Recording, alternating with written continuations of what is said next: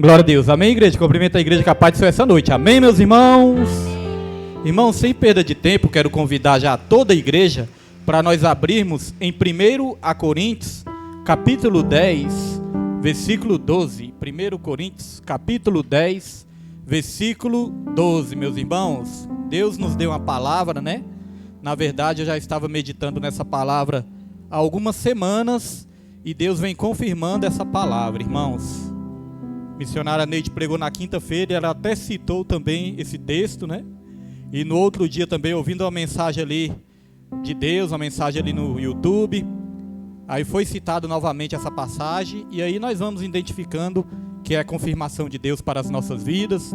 Depois minha esposa disse também que essa passagem foi citada nas consagrações. Então Deus, irmãos, quando nós estamos aí unidos numa só fé, num só espírito, Deus ele testifica com todos nós a vontade dele para a igreja. Então nós temos essa palavra para essa noite de hoje. 1 Coríntios capítulo 10, versículo 12. Todos acharam? Quem não achou, diga espere um pouquinho. Então todos acharam. Irmãos, a palavra do Senhor vai dizer: assim, aquele que julga está firme, cuide-se para que não caia. Repetindo: assim, aquele que julga está firme, ou aquele que julga está de pé, cuide-se para que não caia. Até aí, meus irmãos. Irmão, já pode se sentar nessa noite, agradecendo ao Senhor, dando glória, porque Ele é bom e as suas misericórdias renova a cada dia nas nossas vidas, irmãos. Irmãos, a mensagem de hoje é: cuide-se para que não caia. É um alerta, né? É um alerta de Deus para as nossas vidas. E primeiramente, irmãos, eu quero falar de fases perigosas nas nossas vidas. Sabe quais são as fases mais perigosas das nossas vidas, irmãos? Os irmãos sabem quais são as fases mais perigosas das nossas vidas? São aquelas fases onde tudo está indo bem. São as fases mais perigosas das nossas vidas. É quando tudo está dando certo, quando tudo está indo bem, irmãos. Porque quando tudo está dando certo e quando tudo está indo bem, na vida do crente, na vida do cristão, o cristão tem a tendência de relaxar. O cristão pensa: não, está correndo tudo bem, Deus é comigo, se Deus é por nós, quem será contra nós? Somos mais do que vencedores, então está tudo certo, vou relaxar. Não preciso mais orar tanto, não preciso buscar tanto, jejuar para quê? Estou morrendo de fome. Não, vou viver minha vida tranquilo porque está tudo em paz. Aí o cristão relaxa. Aí que está o perigo. Nós temos vários exemplos na Bíblia, quero citar aqui alguns. Um dos exemplos é de Davi, né? Davi, já rei de Israel, rei vencedor, rei consagrado, um rei que Deus estava sempre dando a vitória, era batalhador, corajoso, mas chegou um dia que ele relaxou. No lugar de ir para a guerra, ele resolveu ficar em casa. Eu já sou rei de Israel mesmo, para que eu ir para essa guerra? Já tenho tantos soldados, deixa que meus soldados vão lá e eles mesmos batalham, né? E eles mesmos vencem essa guerra. Só que não era a vontade de Deus. A vontade de Deus é que o rei estivesse lá representando o seu exército também. Nesse dia que ele relaxou e ficou em casa, ele foi tentado. Quando ele foi tentado, tem um ditado no mundo que diz aí, né? Mente vazia é oficina do diabo. Então ele foi tentado, irmãos. Quando foi tentado, ele caiu. Todos conhecem a história, que ele caiu ali em adultério. Logo depois ele enviou ali o seu soldado para morrer na guerra. Então, ou seja, além de cometer o adultério, ele cometeu também o homicídio, mesmo que indiretamente, e também quis ali acobertar o seu pecado. Até que ele foi repreendido pelo profeta, reconheceu o seu pecado, irmãos, foi perdoado pelos seus pecados, mas ficaram as consequências.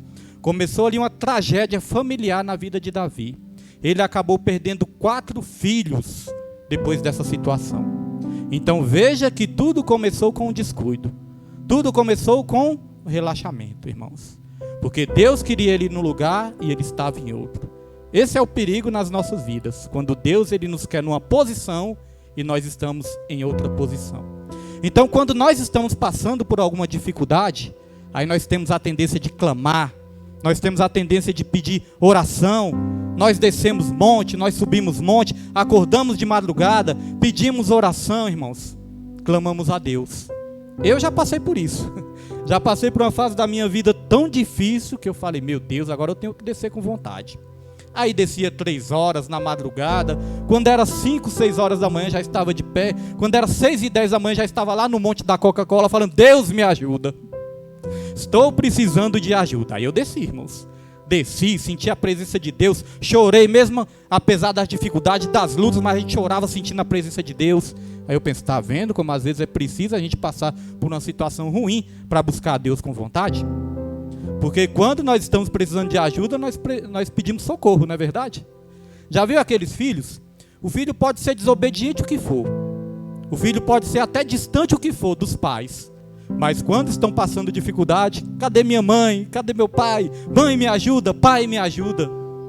É assim que nós fazemos com o nosso Deus também. Pai, estou precisando de ajuda.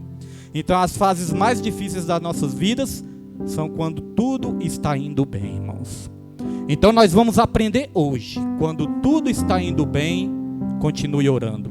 Quando tudo está indo bem, continue buscando, continue consagrando, continue jejuando.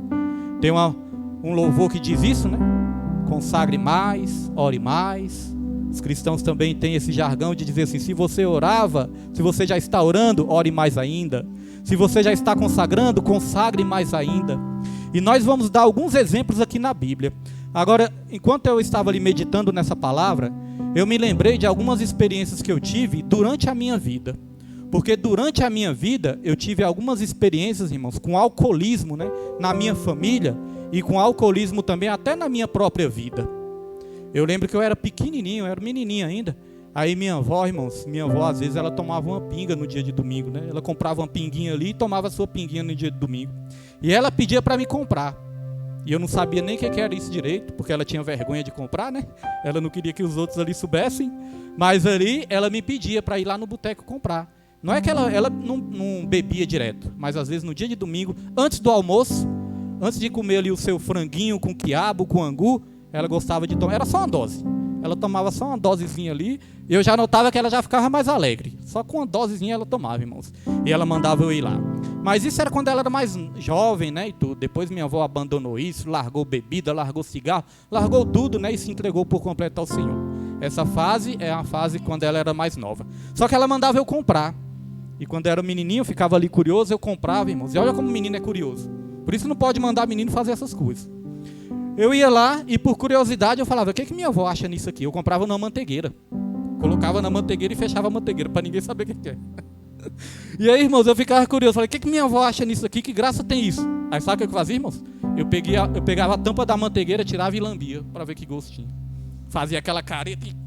E um dia minha avó me pegou fazendo isso. Ela falou: menino, você é louco. Mas minha avó tinha essa mania. Então eu já tive experiência, irmãos. A gente acha graça hoje em dia, né? Mas tem cenas engraçadas. Mas isso acabou trazendo muitas coisas ruins para as nossas vidas, né?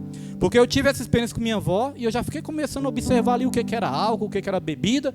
Porque criança não entende direito dessas coisas. Mas aí, passou alguns anos da minha vida. E essa história aqui, poucas vezes eu falei. Na igreja, acho que eu nunca nem falei. Mas passou alguns anos da minha vida. Aí minha mãe... Ela casou, né, com o meu padrasto. Esse meu padrasto ele já morreu, ele já faleceu. Então eu tive um padrasto, é o pai do Paulinho e do Ivan, né, meus irmãos mais novos. Então eu tive esse padrasto, e esse padrasto também ele teve problema com bebida. Ele bebia muito, né, ele já era alcoólatra realmente. Ele tentava se segurar, ele tentava abandonar os vícios, mas ele tinha problema com o álcool.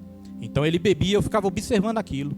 Quando ele bebia, ele brigava com minha mãe, né, discutia com minha mãe ali. Minha mãe brigava muito com ele também. Minha mãe era mais braba do que ele, irmãos. Ele bebia, mas a minha mãe que era brava, né? Minha mãe falava mesmo, brigava com ele ali, e ele só ficava na mansidão dele. Ele era um moreno, muito alto, forte, mas ele ficava só na mansidão dele lá. E minha mãe, ó, brigando, mas ele não reagia, ele ficava na dele lá. Mas tinha esse problema com bebidas. Era um homem bom, trabalhador, colocava tudo dentro de casa, mas tinha um problema com a bebida. Aí teve certa vez que eu estava na casa da minha avó, que nós morávamos em Itaguatinga, mas eu tinha ido passar uns dias na casa da minha avó. E aí eu recebi um telefonema sobre o meu padrasto. Nesse telefonema, aí a pessoa que ligou lá para o vizinho, pediu para me chamar, essa pessoa falou: olha, é o seguinte, tem uma notícia difícil para te dar, tem uma notícia triste para te dar. E eu ainda jovem, eu ainda menino. O seu padrasto bebeu, estava bêbado. Ele foi lá em Taguatinga, foi lá num daqueles camelôs, aqueles hippies, né, que mexem ali com artesanatos, aquelas coisas. Ele foi lá e começou ali a invocar lá com o camelô, né? Mexer com o camelô, arrumar encrenca. Este camelô sacou de uma faca e assassinou o seu padrasto. Matou o seu padrasto. Então, irmão, essa notícia foi muito difícil, foi muito impactante na minha vida. Quando eu vi o sofrimento da minha mãe por causa da morte do meu padrasto, isso me marcou muito. Então foi experiência com bebida também. Na minha vida também, na minha família, meu tio já teve experiência com alcoolismo. E depois de tanto eu falar do meu tio, eu só ficava chamando ele de penchado. Falava, esse penchado. De tanto eu falar isso, irmãos, aí foi eu mesmo que acabei tendo problemas com a bebida também. Tem um ditado que diz que a língua paga. Então nós temos que ter cuidado com aquilo que nós acusamos, irmãos, porque lá na frente nós podemos cair no mesmo erro. Então eu também tive problemas com bebida. E com essas tantas situações na minha família de bebidas, né? Eu acabei ali me interessando pelo assunto para saber mais como que as pessoas fazem para abandonar a bebida. E aí eu fiquei sabendo que muitos entram num grupo de alcoólatras anônimos. Os irmãos já ouviram falar, né? Alcoólatras anônimos, é o AA. E o AA, eles têm lá um lema. Eles dizem o seguinte, eu já ouvi falar disso, né? A própria pessoa que estava lá me falou. Eles têm um lema que eles dizem o seguinte: eles nunca se consideram curados do alcoolismo. Eles sempre se consideram alcoólatras. Eles podem ficar 20, 30 anos sem triscar em bebida, que ainda assim eles se consideram alcoólatras. Sabe por quê? Para não correr o risco, irmãos, deles ficarem autoconfiantes demais e caírem de novo lá na frente. Então eles sempre se consideram ali doentes para ter o cuidado, para vigiar. É uma estratégia que eles têm lá, para vigiar para que eles não caiam. Irmãos, a palavra de Deus, ela nos ensina que nós já somos lavados, remidos. A palavra de Deus nos ensina assim que nós temos que ter certeza pela fé na nossa salvação. Ensina tudo isso. Mas a mesma palavra que ensina isso, também nos manda vigiar. A mesma palavra que nos ensina isso, irmãos, também diz, através do apóstolo João, diz que nós somos ainda pecadores. Fala assim, aquele que disser que não tem pecado se faz de mentiroso. Então nós nunca podemos nos considerar, irmãos, já libertos totalmente, já prontos para ir para a glória, porque nós corremos o risco de cair. É por isso que essa palavra fala, aquele que julga, pois está de pé, cuidado para que não caia. Aquele que julga que está curado, cuidado para a enfermidade não voltar na sua vida. Aquele que julga que já está liberto, cuidado para não cair nos mesmos pecados. Enfermidade, estamos falando no geral, espiritual, da alma, né?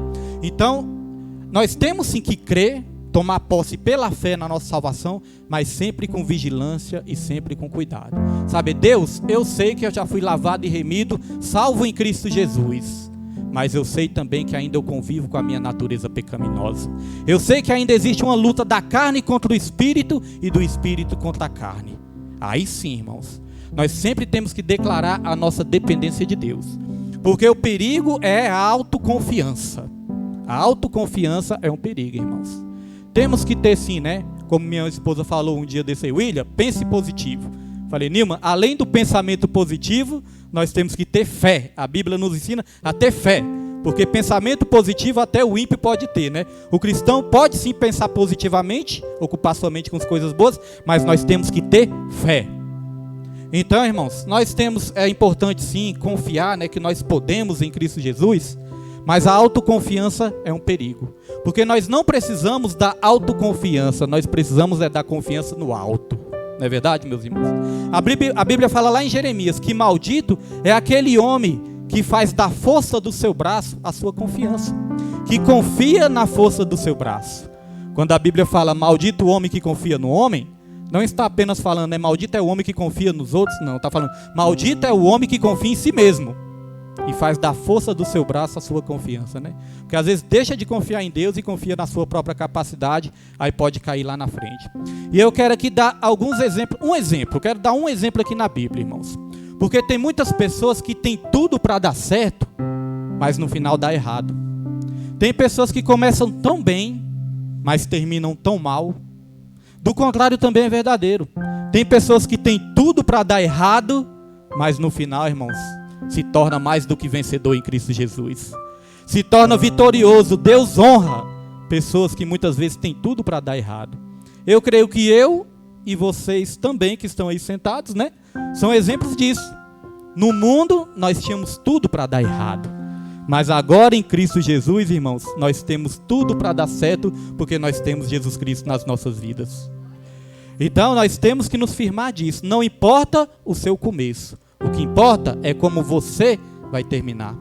A Bíblia fala que o fim das coisas é melhor do que o começo. Então não basta apenas começar bem. Começar bem é uma bênção. Se der para começar bem, comece sempre bem. Agora, se você começou mal, faça de tudo, irmãos, para ter a restauração do Senhor na sua vida. O exemplo do meu casamento com minha esposa. Pensa no casamento, pensa numa união atribulada quando nós nos conhecemos. Eu era do mundão, ela do mundão também, né? Eu gostava de umas farras, ela também não ficava para trás. Eu gostava de sair, ela era ciumenta até umas horas. Então pensa numa tribulação, irmãos, que era no começo. Tinha tudo para dar errado, mas entregamos nossa vida para Jesus, irmãos, e hoje estamos restaurados na presença do Senhor. Hoje temos essa família linda aqui na presença do Senhor e estamos aqui nessa igreja linda também para contar essa história, irmãos. Agora eu quero contar a história de um rei que começou bem, mas terminou mal. Um rei que tinha tudo para terminar bem, mas começou mal, mas terminou mal. Tinha tudo para terminar bem, né? Perdão, mas terminou mal. Porque, irmão, se a gente for olhar também para o exemplo de Sansão, foi assim também, né? Sansão tinha tudo para dar certo, tudo para terminar bem, mas terminou mal. Se olhar para o exemplo de Judas, Judas era um dos discípulos ali de Jesus, começou bem, mas terminou mal também. Agora eu quero dar o exemplo do rei Asa. Convido os irmãos para nós irmos lá, a 2 Crônicas, irmãos, lá em 2 Crônicas, os irmãos abram aí. Pedro pode colocar no telão aqui também, Pedro. Quem não tiver com a Bíblia acessível, né, pode olhar no telão também. Convido os irmãos, 2 Crônica, capítulo 14, para a gente ler um pouquinho da história do rei Asa, para os irmãos entenderem como ele começou bem, por que ele começou bem e como ele terminou mal e por que ele terminou mal, irmãos. Rei Asa, 2 Crônica, capítulo 14. 2 Crônica, lá no Antigo Testamento, irmãos. Depois de 2 Reis, vem 1 Crônicas, 2 Crônicas, né? Lá no Antigo Testamento, mais para o começo da Bíblia aí. Quase na metade, né? Mais para o começo aqui. Depois de 1 Reis, 2 Reis, vem 1 Crônicas e 2 Crônicas. Os irmãos vão estar achando aí. Capítulo 14, que é importante os irmãos lerem junto aí. Então, irmãos, olha a história de um rei que começou bem. O reinado de Asa, rei de Judá. Asa, ele era o rei, ele foi um dos reis de Judá. Nós sabemos que o reino foi dividido, irmãos. 10 tribos formaram o reino do norte, que era o reino de Israel, e 2 tribos formaram o reino do sul, que é o reino de Judá. Então, olha só. Abias descansou com os seus antepassados e foi sepultado na cidade de Davi. Seu filho Asa foi o seu sucessor, e em paz seu reinado, o país esteve em paz durante 10 anos. Perdão, deixa eu ler aqui de novo. Seu filho Asa foi o seu sucessor, e em seu reinado, o país esteve em paz durante 10 anos. Olha só, começou tudo bem. Ele foi consagrado rei de Israel, e a nação estava em paz. Agora, se a gente perguntar, por que a nação estava em paz? Versículo 2 nos responde aqui, ó. Asa fez o que o Senhor, o seu Deus, aprova. Porque, irmãos, quando nós fazemos o que Deus aprova, nós temos paz. Não é que nós não vamos ter conflitos nessa terra. Não é que nós não vamos ter problemas nessa terra. Vamos ter sim. Mas a paz, irmãos, é a ausência de conflitos interiores. Não é a ausência de conflitos exteriores. O mundo está pegando fogo. Mas a paz é a ausência de conflitos interiores. Nós vamos ter paz dentro de nós. A nossa paz não vai depender das circunstâncias. A nossa paz vai depender de Jesus, que habita dentro de nós. Então não importa o problema que você enfrenta, você tem a paz de Cristo dentro de você. Então o reinado esteve em paz, porque Asa fez o que o Senhor Deus aprova. Por que muitas pessoas estão atribuladas? Porque estão fazendo o que Deus reprova. Fica atribulada, de mente, de alma, de espírito, né? Então aqui continua dizendo aqui, ó, versículo 3. Retirou os altares dos deuses estrangeiros e os altares idólatras que havia nos montes, despedaçou as colunas sagradas e derrubou os postes sagrados. Asa também, irmãos, se livrou de todas as idolatrias. Nós temos muitas idolatrias dentro de nós. Quando nós nos livramos, irmãos, renunciamos a essas idolatrias, nós começamos também a sermos bem-sucedidos e ter paz também. Aqui no versículo 4 diz assim, ó: ordenou ao povo de Judá que buscasse ao Senhor. Ou seja, trouxe boas influências também para aqueles que estavam ao redor dele, né? Quando você traz uma boa influência também, dá um bom exemplo, irmãos, você começa a vencer na vida também. Foi isso que Asa fez. Então diz: ordenou ao povo de Judá que buscasse o Senhor, o Deus dos seus antepassados, e que obedecesse às leis e os mandamentos dele. Retirou os altares idólatras e os altares de incenso de todas as cidades de Judá, e o reino esteve em paz durante o seu governo. O reino esteve em paz. Agora, mesmo estando em paz, irmãos, olha só o que ele continuou fazendo, ó. Também construiu cidades fortificadas em Judá, aproveitando esse período de paz. Ninguém entrou em guerra contra ele durante aqueles anos, pois o Senhor lhe deu descanso. Disse ele ao povo de Judá: vamos construir estas cidades com muros ao redor, fortificadas com torres, portas e trancas. A terra ainda é nossa, porque temos buscado o Senhor, o nosso Deus. Nós o buscamos e ele nos tem concedido paz em nossas fronteiras. Olha só, irmãos, o que eu quero trazer aqui como ensinamento para a igreja. Estava tudo em paz, estava tudo dando certo para Asa, mas ainda assim, irmãos, o que ele fez? Ele fortificou as cidades. Ele vigiou, irmãos. Ele levantou ali muralhas. Ele levantou ali fortalezas para proteger a cidade. É isso que nós temos que fazer também. Mesmo quando tudo está dando certo nas nossas vidas, nós temos que construir fortalezas. Aonde, pastor William? Fortalezas na nossa mente e fortalezas nos nossos corações, para que o inimigo não tenha acesso na nossa mente e no nosso coração.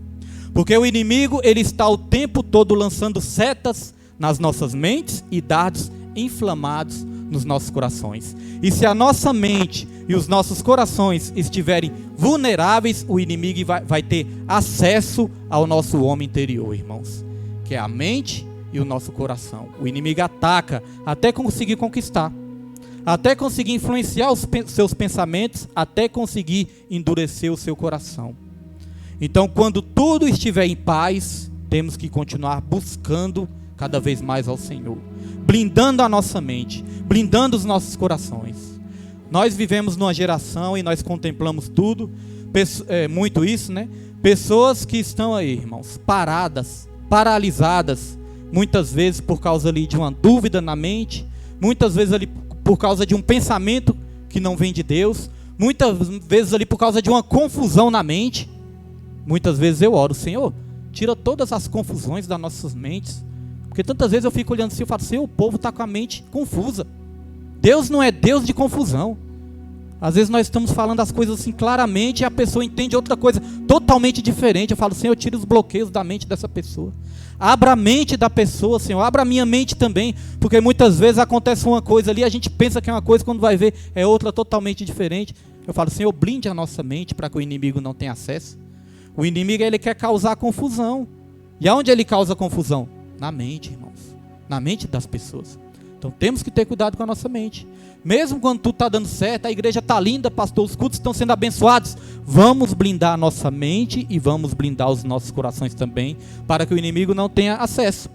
Porque mesmo que você estiver em paz, lá na frente você vai precisar estar forte. Lá na frente vão vir as guerras. Porque olha só o que aconteceu. Vamos continuar lendo aqui, ó. Quando Asa fez tudo isso, irmãos, aqui vai dizer, ó: eles então as construíram e prosperaram. A nação prosperou, a cidade prosperou, o povo prosperou. Agora olha só o que aconteceu mais na frente, versículo 8. Asa tinha um exército de 300.000 homens de Judá, equipados com escudos grandes e lanças, e 280.000 de Benjamim, armados com escudos pequenos e arcos. Todos eram valentes homens de combate. O etíope Zerá marchou contra eles com um exército de 1 milhão de soldados e 300 carros de guerra e chegou a Maresa.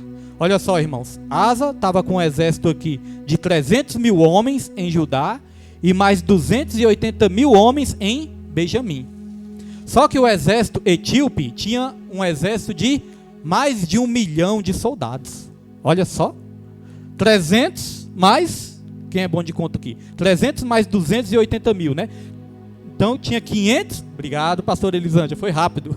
Então tinha 580 mil contra 1 milhão. Então o inimigo, irmãos, tinha uma quantidade maior, né? Mas ainda assim, olha só o que aconteceu.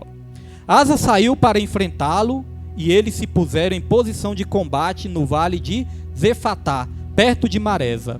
Então Asa clamou ao Senhor, o seu Deus: Senhor, não há ninguém como tu para ajudar os fracos contra os poderosos. Asa começou a clamar a Deus, né? Senhor, não há ninguém como tu para ajudar os fracos, os poderosos. Ajuda-nos, ó Senhor, ó nosso Deus, pois em ti pomos a nossa confiança, e em teu nome viemos contra este imenso exército. Olha, colocamos a nossa confiança, Senhor, não em nós, não no nosso exército, nós colocamos a nossa confiança no Senhor. Aí diz aqui, ó Senhor, tu és o nosso Deus, não deixes o homem prevalecer contra ti. O Senhor derrotou os etíopes diante de Asa e de Judá. Os etíopes fugiram. Olha, irmãos, Asa colocou a confiança em Deus, clamou ao Senhor e Deus deu vitória para o rei Asa e para o exército dele, que era um exército menor, mas ainda assim Deus deu vitória para eles. É assim nas nossas vidas também. Mesmo quando tudo está dando certo, se nós continuarmos buscando a Deus, irmãos, quando o inimigo bater nas nossas portas, mesmo que ele se multiplique contra as nossas vidas, irmãos, ele não vai prevalecer contra as nossas vidas, porque a nossa confiança vai estar em Deus e não em nós. Tem muitas pessoas que caem no meio da caminhada, porque as coisas começam a acontecer e as pessoas deixam de confiar em Deus e começam a colocar a confiança muitas vezes no dinheiro, na riqueza, no sucesso, na fama. Tá tudo dando certo, então Deus é comigo. Mas esquece de se colocar na posição que Deus quer. Esquece de continuar obedecendo a Deus e esquece de fazer a vontade do Senhor. Tem muitos empresários que estão sendo bem-sucedidos. A empresa está crescendo. A empresa está prosperando.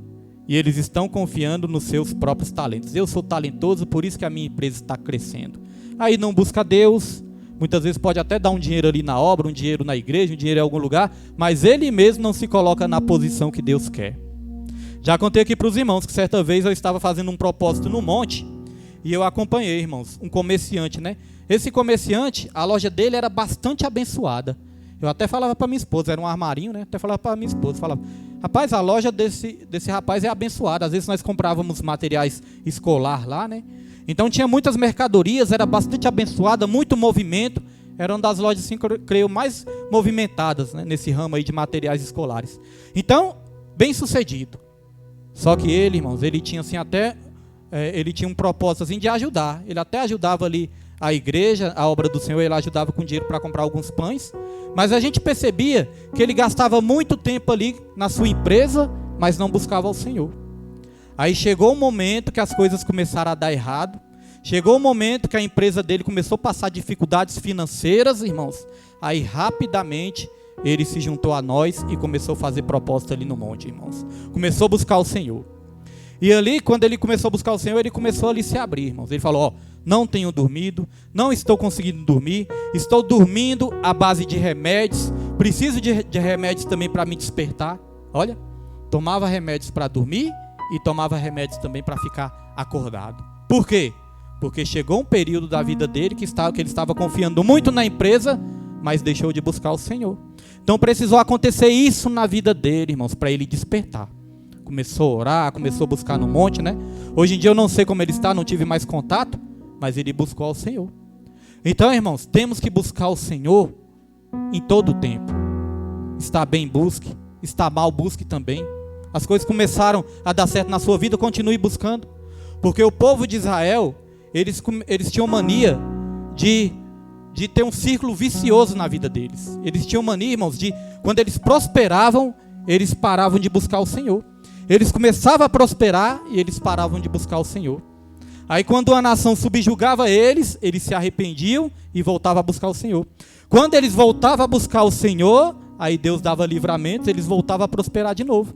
Mas quando eles voltavam a prosperar, de novo eles abandonavam o Senhor. Então caiu nesse círculo aí vicioso, irmãos. Derrota, arrependimento, vitória. Depois se afastava do Senhor, derrota novamente. Então isso é inconstância, irmãos. É o levanta e cai, levanta e cai. A Bíblia fala que esse negócio de recair é perigoso. Lá na carta aos Hebreus vai dizer o seguinte, que aqueles que recaíram, são impossíveis renovar eles novamente para o arrependimento. Porque novamente recaíram. Aqueles que estavam na presença, experimentaram do Espírito Santo, experimentavam da boa palavra do Senhor, e outra vez recaíram, é impossível renovar de novo para o arrependimento, irmãos. Por quê? Cai uma vez, 2 vezes, 3 vezes, 4 vezes, irmãos. Tem uma hora que a queda não tem mais volta. Tem hora que a mente fica cauterizada, irmãos. Tem hora que o baque é tão grande que a pessoa já não tem mais força para buscar e abandona a fé de vez. Então essa questão de ficar caindo, recaindo toda hora é um perigo também. Isso é perigoso. Então nós vemos que o rei Asa começou bem, porque confiou no Senhor, porque não deixou de buscar o Senhor, nem no momento bom e nem no momento de perigo, nem no momento da guerra. Mas irmãos, aí a vida do rei Asa foi passando, os anos foram se passando, aí a palavra do Senhor vai dizer que o rei, irmãos, Asa, ele começou a tomar decisões erradas.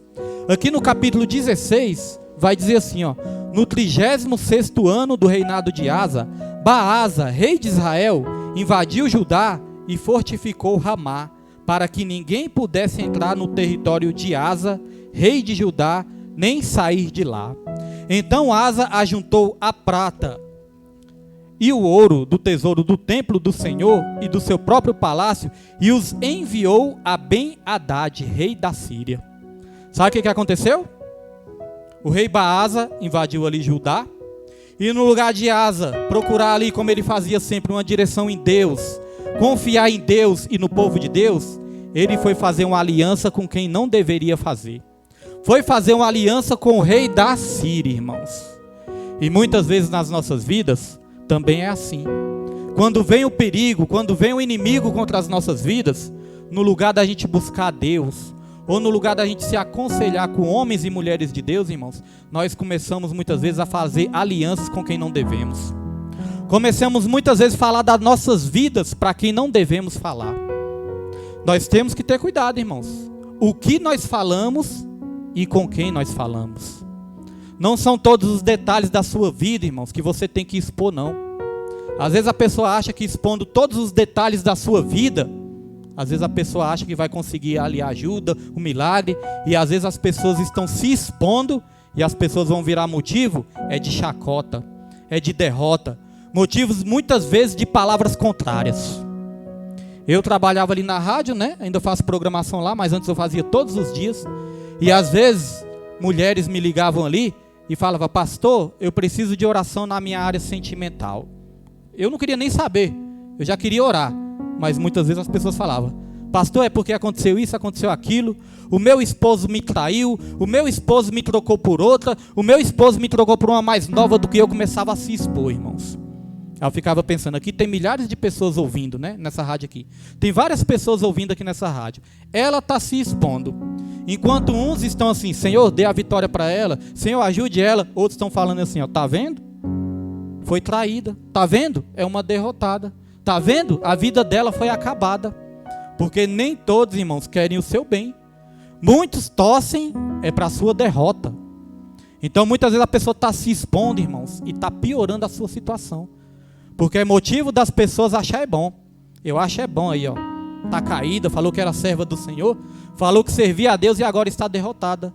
Porque, irmãos, o coração do ser humano, quando entrou o pecado dentro, tem pessoa que acha é bom quando vê o outro caindo. Essa que é a verdade, irmãos. Pensa que é todos que quer te ver de pé? Muitas vezes até pessoa que você pensa que quer o seu bem, na verdade não quer. Está interessada em algo na sua vida, em algo que você tem para oferecer. Essa que é a verdade. Então as pessoas ficavam se expondo. Aí o pastor Everaldo, que pregava na rádio também, né, irmãos, ele falava muito a real. Falava até os cachorros da rua, sabe os problemas. Ela conta para todo mundo, mas não conta para Deus. Porque às vezes acontece isso, conta para todo mundo, mas não conta para aquele que é para contar, que é para o nosso Senhor, irmãos. Quando a Bíblia fala, fecha a porta do seu quarto, está falando o seguinte: vai para o seu particular com Deus. Não vai falar no meio das pessoas não o que está acontecendo.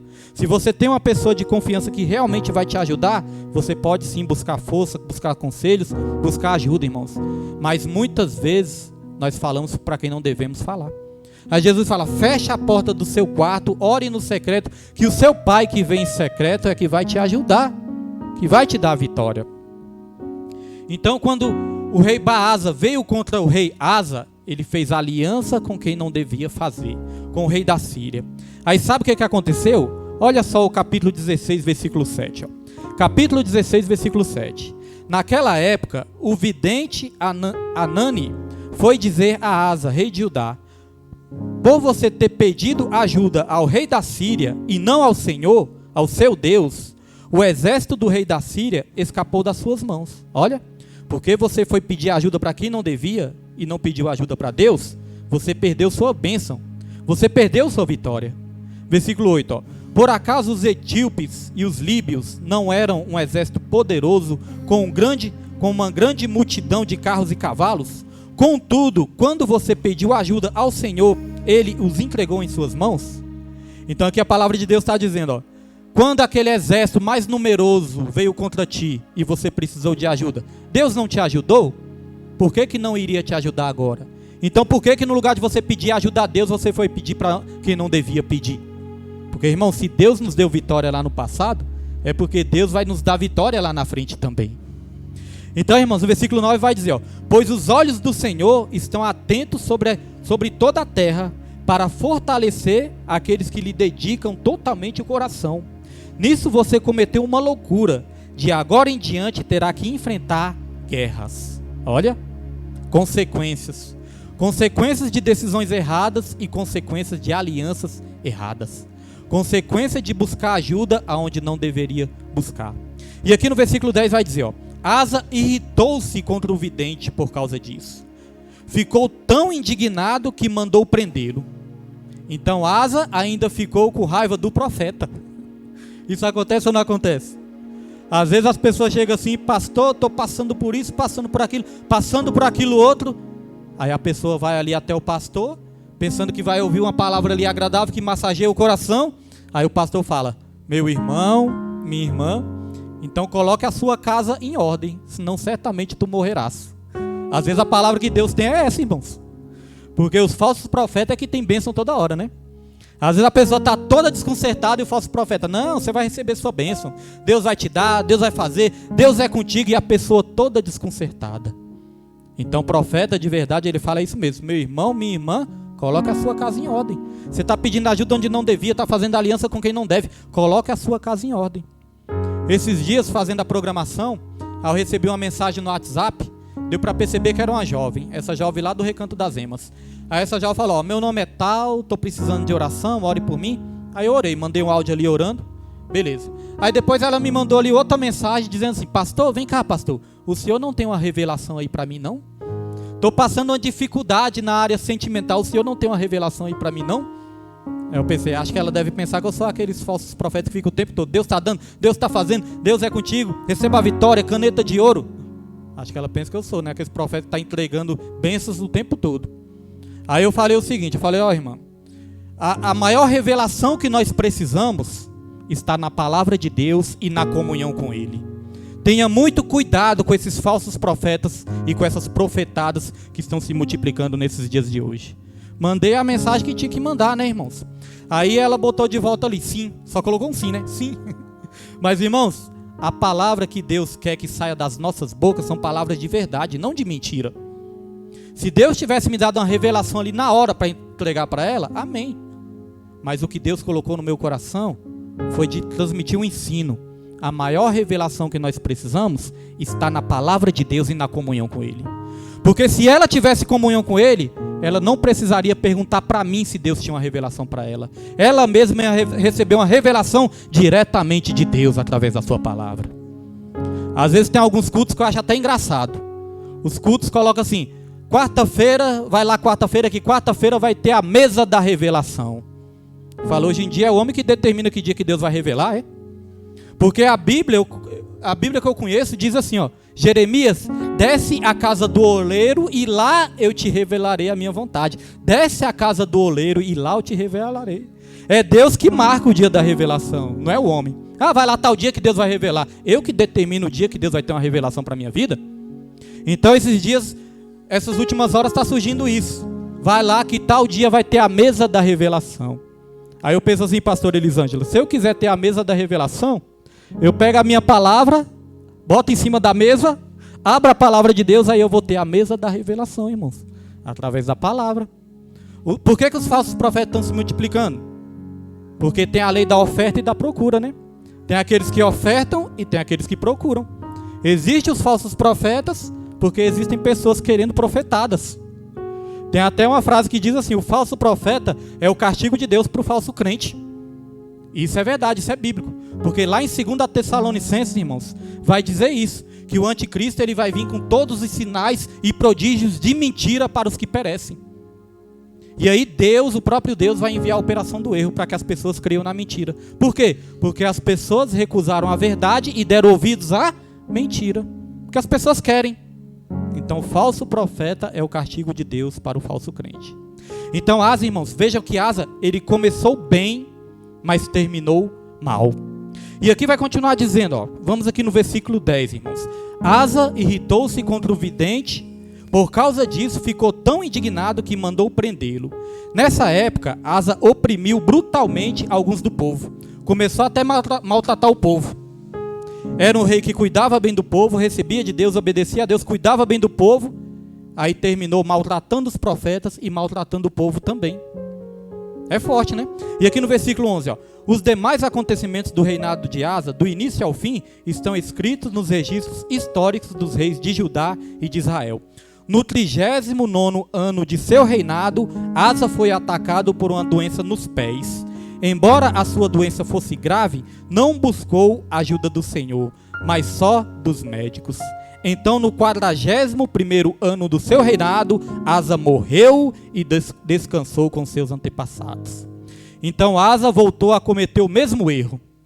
Ele esteve ali com a doença nos pés e no lugar de procurar os médicos, procurar Deus, né, foi procurar os médicos. Pastor William, isso quer dizer que Deus é contra os médicos? Não, irmãos. Deus não é contra os médicos. A prova disso é que um médico escreveu, né, um dos evangelhos, o médico Lucas. O médico Lucas também cuidou do apóstolo Paulo. Deus não é contra os médicos. Mas nesse caso específico, irmãos, Deus esperava que Asa buscasse primeiramente ele. Porque, irmãos, primeiro a gente não procura, né, os médicos primeiro, não. Primeiro a gente procura a Deus. Fala, Senhor, eu entrego minha vida nas suas mãos. Mesmo que você for no médico, você antes vai orar a Deus. Fala, Senhor, estou indo lá no médico. Mas use os médicos ali, use os medicamentos, o Senhor que deu a ciência, use ele ali para me ajudar, Senhor. Mesmo que vá no médico, mesmo que vai tomar o remédio, você fala, Senhor, use esse remédio aqui para curar a minha dor de cabeça. Estou sem fé para crer só na oração, use esse remédio aqui para curar a minha dor de cabeça. Porque, irmãos, Deus usa os médicos, Deus usa os remédios, mas quem cura é o Senhor. São apenas ferramentas, porque realmente muitas vezes nos falta aquela fé sobrenatural, né?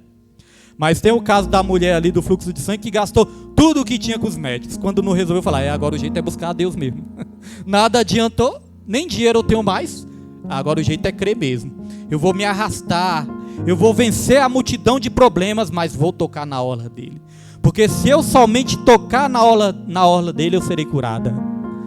Irmãos, às vezes precisamos estar nos arrastando fracos, mas mesmo assim, temos que ter a fé de tocar nas orlas do Senhor.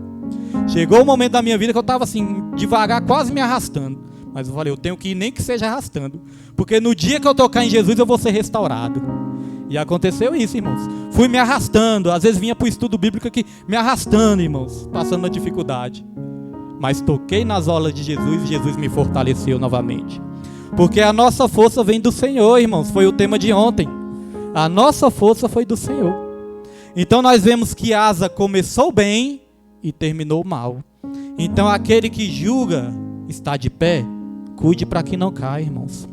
E só para encerrar, vamos voltar aqui para o capítulo 10 de 1 Coríntios, irmãos. Só para encerrar, o capítulo que nós começamos a ler aqui, irmãos. Já estamos encerrando. 1 Coríntios capítulo 10, e nós vamos começar aqui do versículo 1, nós vamos ler aqui mais alguns versículos. Hoje eu estou igual a missionária Neide na quinta-feira, né? Hoje nós vamos ler muito, irmãos.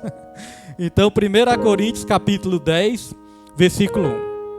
Porque a conclusão, irmãos, disso tudo, sabe o que é?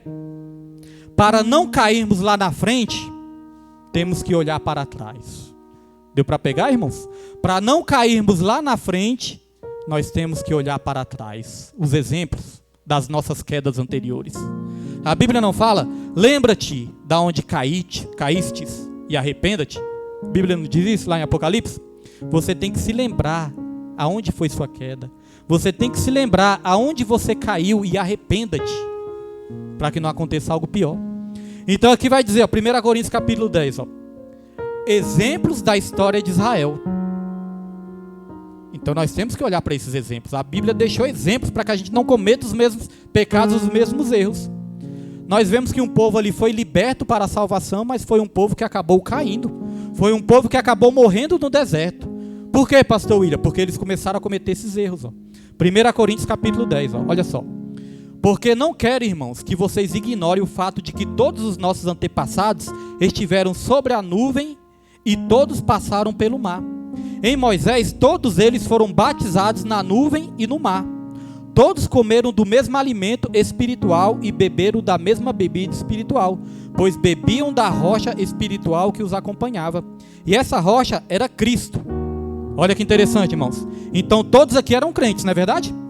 Todos beberam da mesma água, receberam o mesmo batismo, comeram do mesmo pão, que é o maná que vem do céu, nosso Senhor Jesus Cristo. Então todos aqui eram crentes. Mas nem todos tomaram posse da terra prometida. Porque diz aqui no versículo 5, ó, contudo, olha só, contudo, Deus não se agradou da maioria deles. Por isso os seus corpos ficaram espalhados no deserto. Eu acho isso muito forte, irmãos. Aqui vai dizer, ó, Deus não se agradou da maioria deles. Não foi de poucos ali que caíram, foi a maioria que caiu, irmão. A maioria dos crentes caíram ali. Isso é um alerta para a igreja atual também, irmãos. A Bíblia fala que muitos são chamados. Mas são muitos que são salvos? Não, né? Muitos são chamados, mas poucos são os escolhidos. A Bíblia também diz, ó, esforçai-vos para entrar pela porta estreita. Porque a porta estreita são poucos que entram por ela. Não são muitos, não. São poucos. Por isso que nós não temos que estar preocupados, irmãos, e encher a igreja de gente, não, de pessoas, né? Nós temos que estar preocupados em povoar os céus. Quando a igreja está cheia, é bênção, a gente gosta, é uma bênção do Senhor. Mas não adianta uma igreja cheia com pessoas de corações vazios, não é verdade? A igreja tem que estar cheia também, mas não é só cheia de gente, mas é cheia de ensinamento, é cheia de amor, é cheia de oração, é cheia de palavra, é cheia de louvor, é cheia de adoração também, irmãos. Porque aí sim nós vamos nos manter de pé. Então o que vai dizer? Contudo, Deus não se agradou da maioria deles, e eles morreram, seus corpos ficaram espalhados no deserto. Imagine, quase 2 milhões de pessoas, porque era muita gente, né? Quase 2 milhões de pessoas, irmãos. Imagine quantas pessoas não morreram e aqueles corpos. É uma cena de terror, né? É uma cena de terror, irmãos. Quantos corpos espalhados no deserto. E aqui vai dizer, ó, essas coisas ocorreram como exemplos para nós, para que não cobicemos coisas más como eles fizeram. Irmãos, essas coisas ocorreram como exemplo para que a gente não cometa o mesmo erro. Essa juventude de hoje, irmãos, é claro que a palavra é para todos nós, mas a juventude, irmãos, nós temos que orar bastante pela juventude.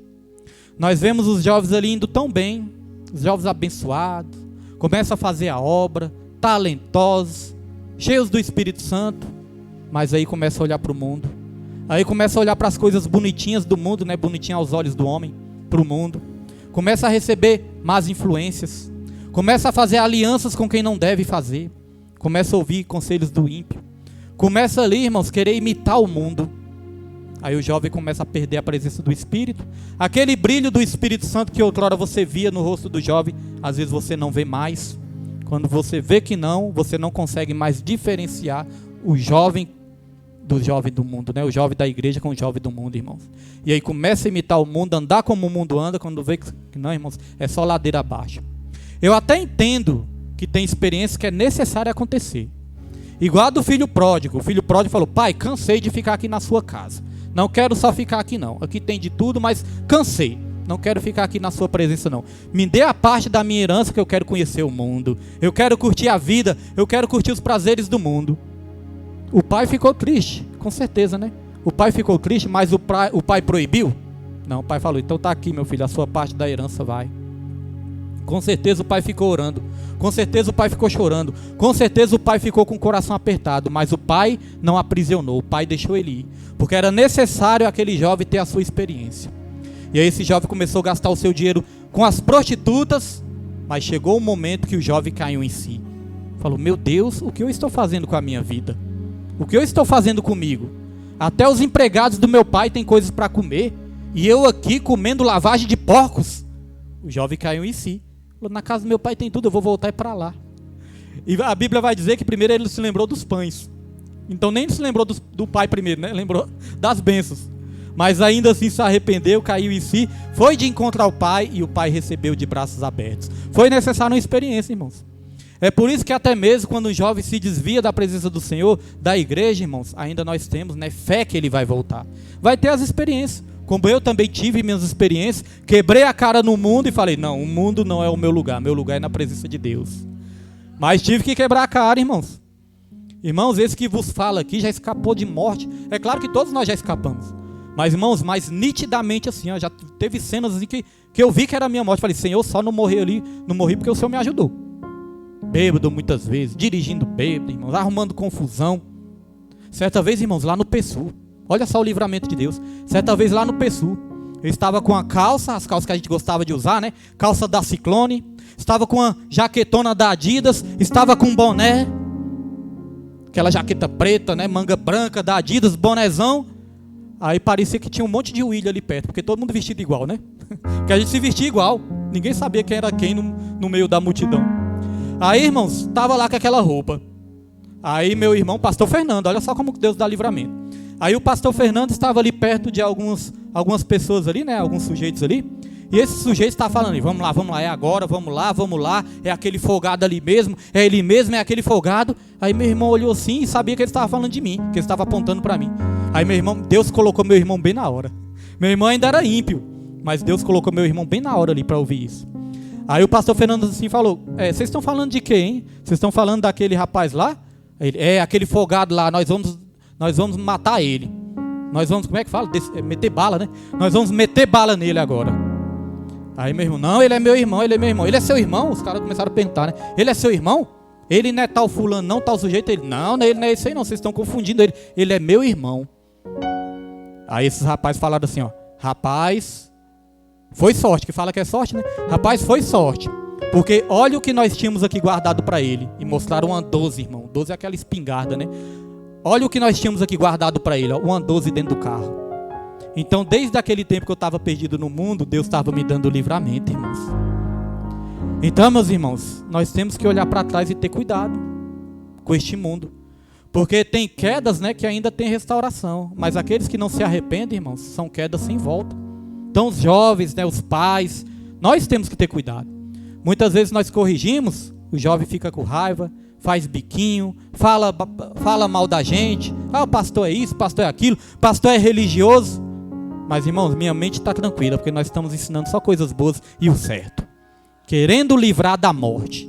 Pode ficar com raiva, mas fica com a palavrinha guardada também na mente, irmãos. Que qualquer dia a raiva passa e a palavra permanece na mente, não é verdade, irmãos?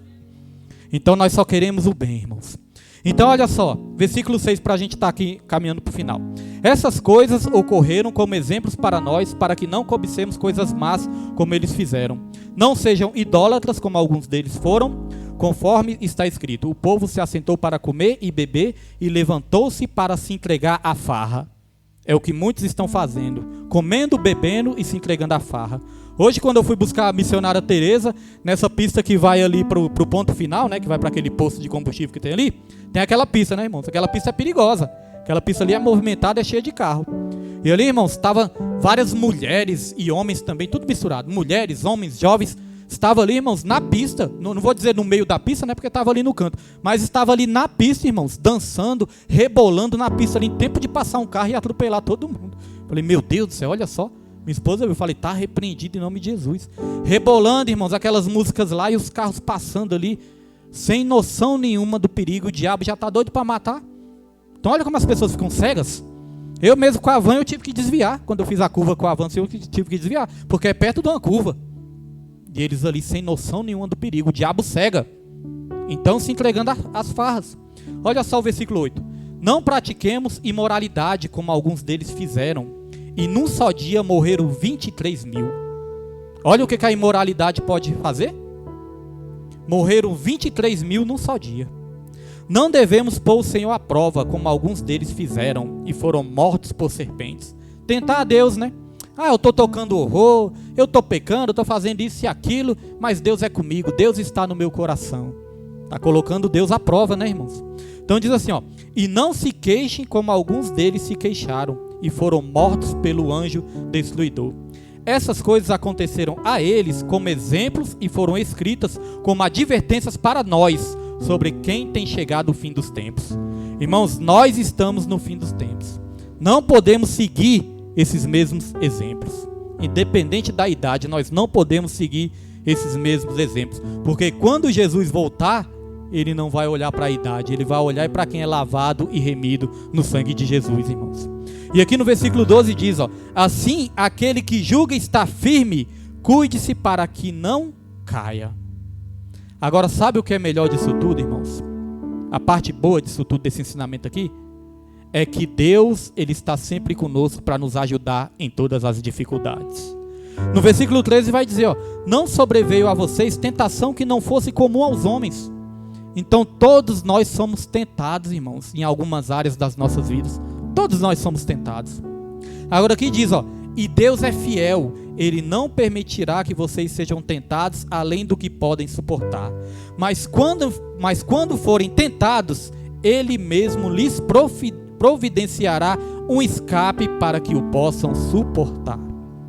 Então, irmãos, nós sabemos que não é fácil. É um desafio para todos nós, né? Se manter de pé. A gente resistir às tentações não é fácil, irmãos. Todos nós somos tentados. Alguns são mais tentados em uma área, outros são mais tentados em outra área, mas todos nós somos tentados. Eu sei também que não é fácil para os jovens, né? Imagine os jovens, irmãos, olha para esse mundão aí e eles acham que a liberdade está no mundão. Meus coleguinhas podem fazer o que quiser e meu pai tendo esse cuidado todo comigo aqui, não deixa eu fazer nada. Mas não é verdade, irmãos, não é que nós não deixamos fazer nada. Nós não deixamos fazer nada errado, né? Porque pode trazer consequências ruins. Mas os nossos filhos, eles têm liberdade em Cristo Jesus, sim, para se divertir, para serem felizes, para serem alegres, irmãos. A gente ensina a fazer as escolhas boas nessa vida. E nós temos que ter sabedoria, temos que ter cuidado, para a gente não oprimir demais também, porque senão eu conheço casos de jovens que se revoltaram e até fugiram e não voltaram mais. Desapareceram, fizeram amizades na internet com quem não devia fazer. Então nós temos que buscar a sabedoria do alto, a sabedoria que vem de Deus para cuidar dos nossos filhos, da nossa nova juventude, irmãos. Mas Deus é fiel.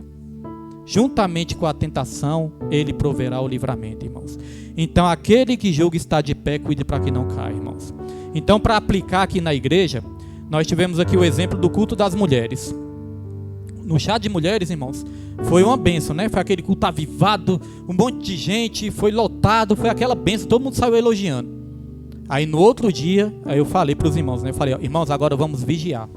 Porque sempre depois de um culto desse, vem as retaliações. Porque nós já temos o discernimento, irmãos, nós já temos a experiência. Depois que nós falamos isso, aí, irmãos, a igreja começou a esvaziar.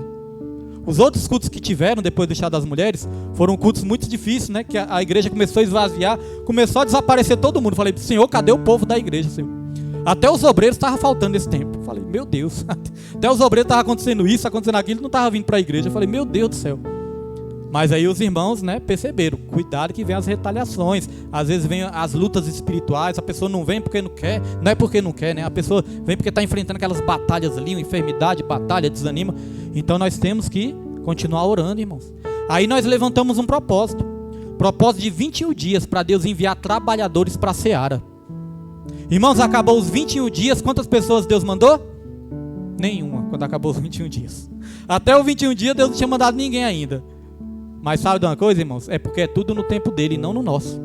Nós continuamos crendo, continuamos fazendo a obra, continuamos adorando. E aí Deus começou a mandar.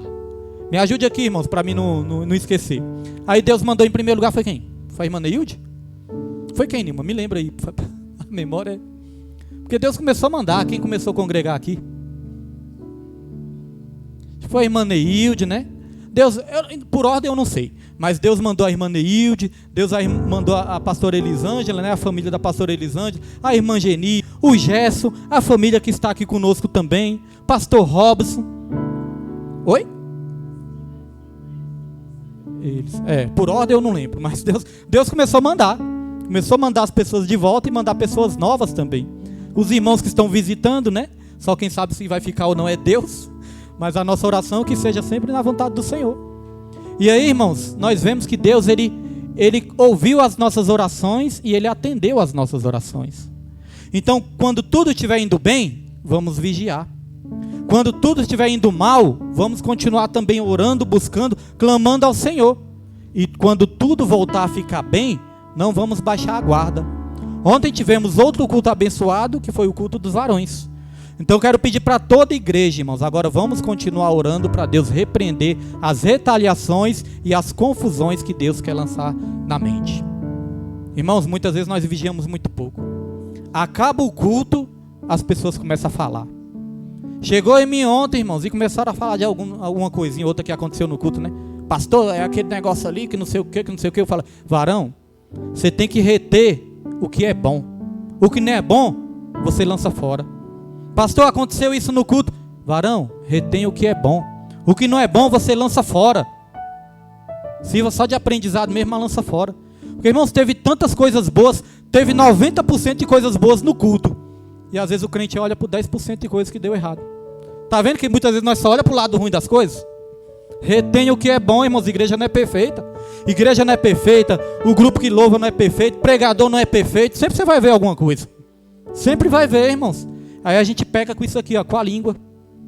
E nós temos muitas vezes assim, uma dificuldade, irmãos. Porque uma vez Deus até usou a preletora aqui. A pastora Fabiana. Deus usou aqui. Irmãos, o que tem de pessoas que chegam dando muitas opiniões. Porque uma opinião, quando é para o bem, é bem-vinda. A gente ouve, a gente adota as opiniões.